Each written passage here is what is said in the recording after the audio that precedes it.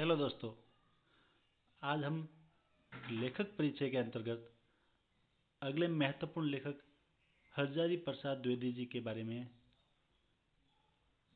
अध्ययन करेंगे। ठीक है, तो उनके सबसे पहले देखते हैं दो रचनाएं। तो उनकी दो रचनाओं में देखें तो अशोक के फूल, आलोक पर्व और कुटज।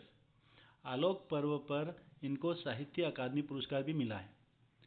ठीक है, फिर इनकी भाषा शैली, तो भाषा शैली में देखें तो आचार्य हरजारी प्रसाद द्विवेदी विषय के अनुकूल भाषा लिखने में पारंगत हैं।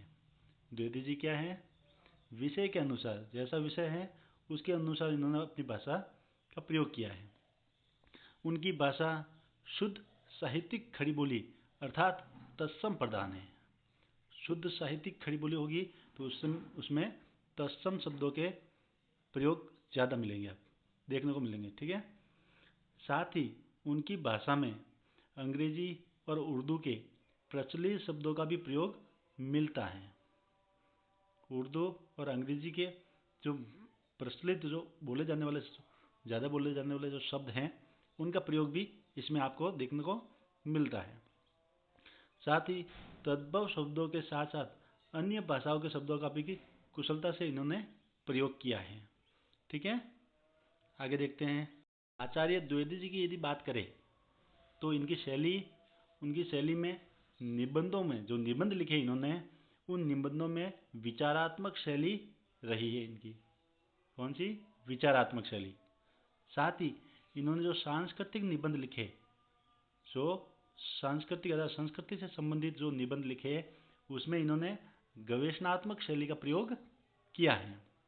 तथा उनकी आलोचनात्मक शैली उनकी व्यावहारिक आलोचना में देखने को मिलती है। व्यावहारिक आलोचना में देखने को मिलती है, व्यावहारिक।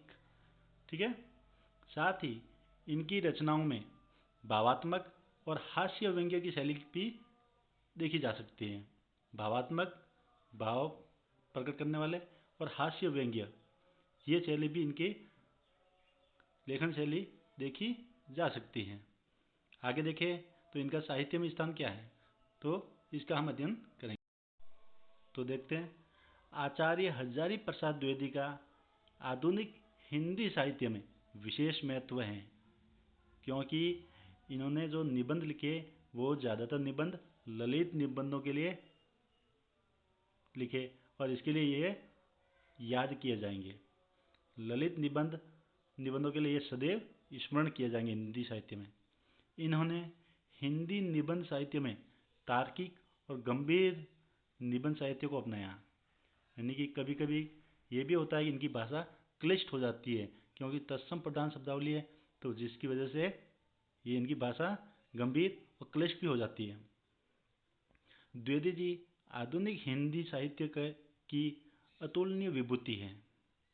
ठीक है, द्विवेदी जी आचार्य शुक्ल के अधूरे काम को पूर्ण करने वाले महान विभूति में से एक है, क्योंकि आचार्य शुक्ल ने जो हिंदी साहित्य का इतिहास लिखा, उसको आगे बढ़ाने का जो काम किया है वो आचार्य हरजारी प्रसाद द्विवेदी जी ने किया।